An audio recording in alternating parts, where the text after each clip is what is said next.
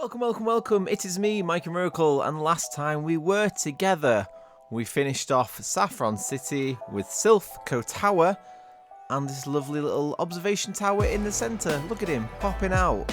Oh, fantastic. What a lovely view of the park that will be. And here we are so far. We're like maybe a third done, half done. I'm not sure, but hey, it's looking pretty darn cool to me. In today's featured episode, if you want to find more episodes, hit subscribe, maybe like this as well. But ultimately, in this episode, we need to build a roller coaster. Here we have the Pokemon gym for Saffron City with their psychic gym leader Sabrina. And I remember Alakazam all too well. He's a tough critter, isn't he, that Alakazam? And I like the idea of a corkscrew coaster called Alakazam Psybeam. So lots of twists and turns with those corkscrews. I'm going to have to start the ride underground, as this can't really be the station. As you can see, there's no room to really bring the coaster out or back in. So I'm going to have to start it underground, but the guests can enter down here. They'll go underground like we did with Starmie Psywave over in Cerulean. And yeah, not sure where to go yet. Maybe up in this area, or maybe try and use the buildings and just have it going all the way around. And I can imagine it sort of diving in and out of these high rises. Not sure yet. Also, this is massive compared to this, isn't it? To these other high rises. Anyway, I've just followed what the game shows. Point is, let's get stuck in. Let's see what happens. It might go wrong. I've not planned this, but that's part of the fun, isn't it? Here we go.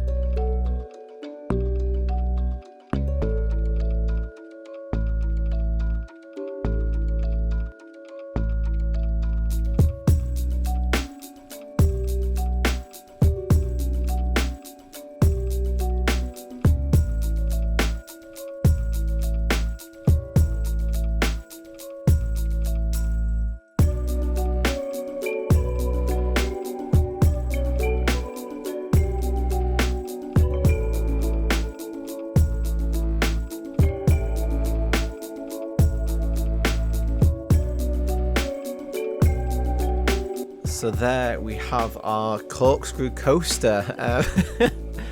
Oh, holy heck.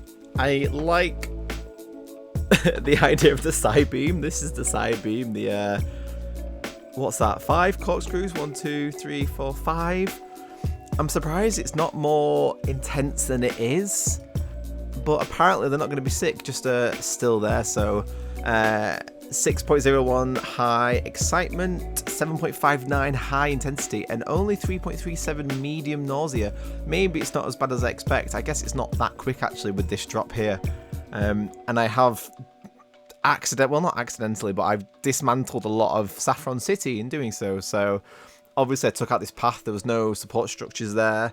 I figured I'll just put another fence around here just to allow for the fact that, you know, we don't want our guests heading straight to those supports.